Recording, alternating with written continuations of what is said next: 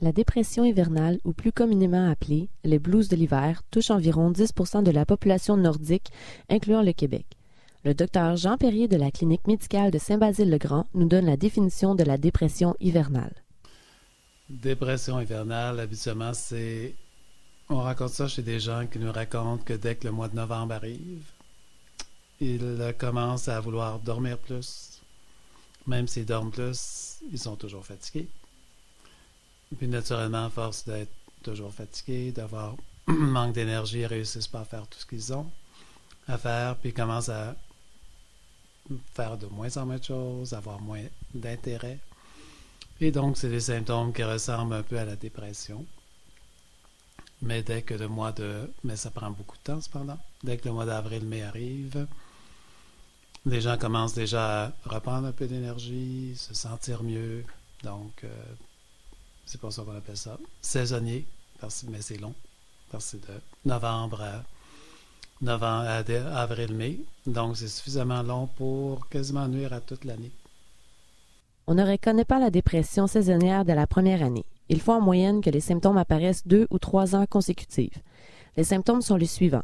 Un besoin de dormir plus, toujours fatigué, somnoler pendant la journée, se mettre à manger beaucoup plus de sucré, avoir moins d'intérêt pour les activités favorites, s'isoler du monde, ou encore les symptômes émotifs, soit pleurer pour un rien, se fâcher pour un rien et un découragement plus rapide.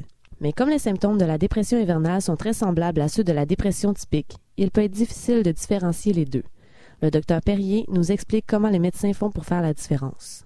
Quand les gens nous arrivent au mois de mars, s'ils ont eu un facteur qui est venu augmenter leurs symptômes, on peut certainement se faire jouer un tour parce qu'il n'y en a pas de différence.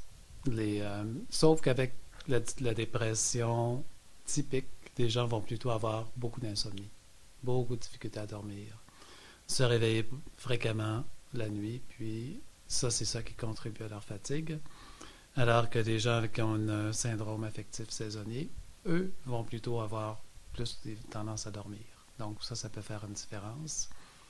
Et naturellement, si on leur demande, ça arrive chaque année. S'ils nous disent oui, et là, c'est encore plus facile. Mais parfois, c'est la première année qu'ils réalisent qu'ils ont ce problème-là. Donc, à ce moment-là, on leur dit, si l'année prochaine, ça recommence, là, on y repensera. Donc, si vous croyez subir la dépression hivernale, vous devriez consulter votre médecin car la dépression est une maladie et dans certains cas, certaines personnes peuvent même aller jusqu'à essayer de se faire du mal à eux-mêmes ou à quelqu'un d'autre. D'où l'importance de consulter rapidement son médecin.